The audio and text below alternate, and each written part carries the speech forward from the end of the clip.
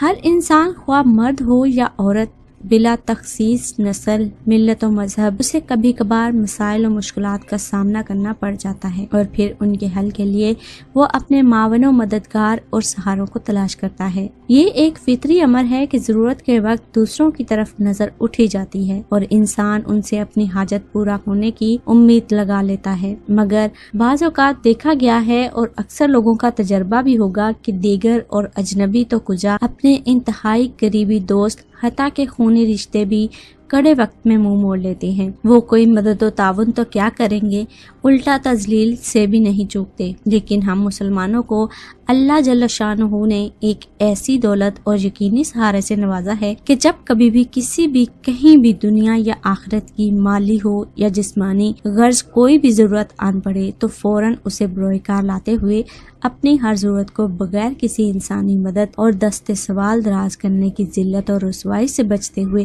بآسانی پورا کر سکتے ہیں۔ اور وہ نعمت جو ہمیں اللہ تعالیٰ نے عطا کی وہ ہے نعمت عظمیٰ سورہ یاسین۔ جی ہاں، میں بات کر رہی ہوں قرآن پاک میں موجود سورہ یاسین کی، جو کہ ہمارے بہت سے مشکلات اور بہت سے مسائل کو حل کر دیتی ہے۔ 5 رکوع والی اس مبارک سورہ کے پڑھنے میں زیادہ سے زیادہ 10 منٹ ہی لگتی ہیں۔ حافظ کا تو اتنا بھی وقت نہیں لگتا۔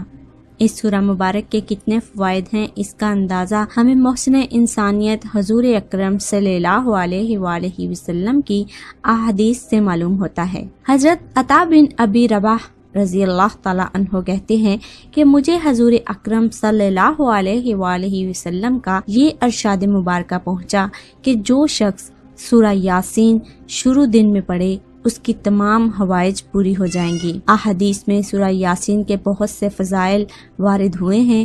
ایک روایت میں یہ بھی آتا ہے کہ ہر چیز کا دل ہوتا ہے، قرآن حکیم کا دل سورہ یاسین ہے۔ جو شخص سورہ یاسین پڑھتا ہے اللہ تعالیٰ اس کے لیے 10 قرآن کی تلاوت کا ثواب لکھ دیتے ہیں۔ ایک روایت میں یہ بھی آتا ہے کہ اللہ جل شانہ نے سورہ طٰہٰ اور سورہ یاسین آسمان و زمین کے پیدا کرنے سے 1000 برس پہلے پڑھا۔ جب فرشتوں نے سنا تو کہنے لگے، خوشحالی ہے اس امت کے لیے جن پر یہ قرآن اتارا جائے گا، اور خوشحالی ہے ان دلوں کے لیے جو اس قرآن کو اٹھائیں گے، یعنی زبانی یاد کریں گے، اور خوشحالی ہے ان زبانوں کے لیے جو اس کی تلاوت کریں گے۔ ایک حدیث میں یہ بھی آتا ہے کہ جو شخص سورہ یاسین صرف اللہ تعالیٰ کی رضا کے واسطے پڑھے اس کے پہلے سب گناہ معاف ہو جاتے ہیں، بس اس سورہ کو اپنے مردوں پر پڑھا کرو۔ ایک روایت میں یہ بھی آیا ہے کہ سورہ یاسین کا نام آسمانی کتاب تورات میں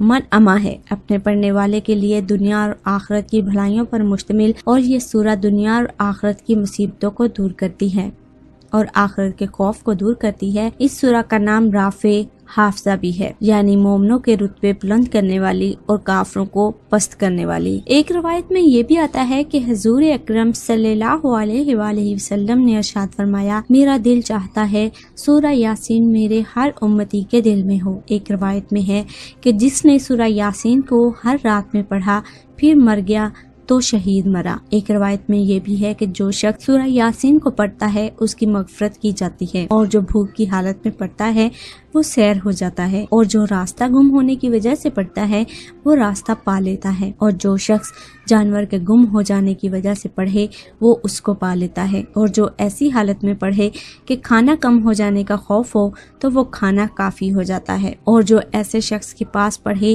جو نزاع کی حالت میں ہو تو اس پر نزاع میں آسانی ہو جاتی ہے، اور حالت ولادت والی عورت پر پڑھنے سے اس کی ولادت میں سہولت کر دی جاتی ہے۔ اسی طرح جب کسی بادشاہ یا دشمن کا خوف ہو اور اس کے لیے یہ سورہ پڑھی جائے تو وہ خوف جاتا رہتا ہے۔ ایک روایت میں یہ بھی آتا ہے کہ جس نے سورہ یاسین اور اس کے بعد والی سورہ والصفات جمعے کے روز پڑھی اور پھر اللہ سے دعا مانگی تو اس کی دعائیں پوری کی جاتی ہیں۔ خواتین و حضرات، انسان کی زندگی میں بہت سارے ایسے لمحات آتے ہیں جس میں انسان کچھ بھی نہیں کر پاتا۔ ایسے بہت سارے واقعات ہو جاتے ہیں، انسان اپنے رزق کی وجہ سے ہر قسم کی تنگی کا شکار ہو جاتا ہے، اور آج کل یہ ہر کسی کا مسئلہ بنا ہوا ہے۔ رزق کی تنگی ہر دوسرے شخص کا مسئلہ ہے۔ سورہ یاسین کا ایک پاورفل وظیفہ جو آپ کو بتانے جا رہی ہوں، اس کو پڑھنے سے آپ کے رزق کی تنگی بالکل ختم ہو جائے گی۔ اگر آپ حضور پاک صلی اللہ علیہ وآلہ وسلم کے بتائے ہوئے قولوں پر یقین رکھتے ہیں،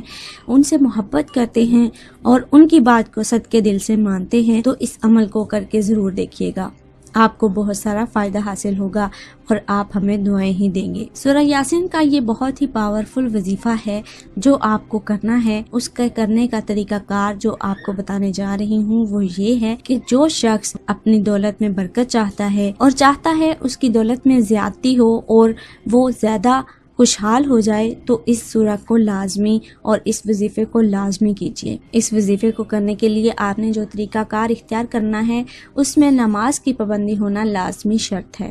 اگر آپ 5 وقت کی نماز کی پابندی کرتے ہیں تو یہ وظیفہ آپ کے لیے دگنا طور پر کام کرے گا اور آپ کو اس سے بہت سارا فائدہ حاصل ہوگا۔ یہ وظیفہ کرنے کے لیے آپ کو جو طریقہ کار کرنا ہے وہ کچھ یوں ہے۔